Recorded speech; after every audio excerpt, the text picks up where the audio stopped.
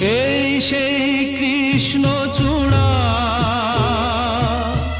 যার তলে দাঁড়িয়ে চোখে চোখ হাতে হাত কথা যেত হারিয়ে।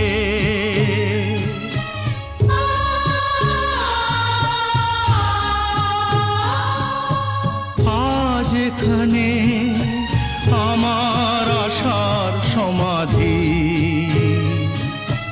ব্যথা জানাবার ভাষা নেই, আশা নেই, ভালোবাসা নেই। আশা ছিল, ভালোবাসা ছিল,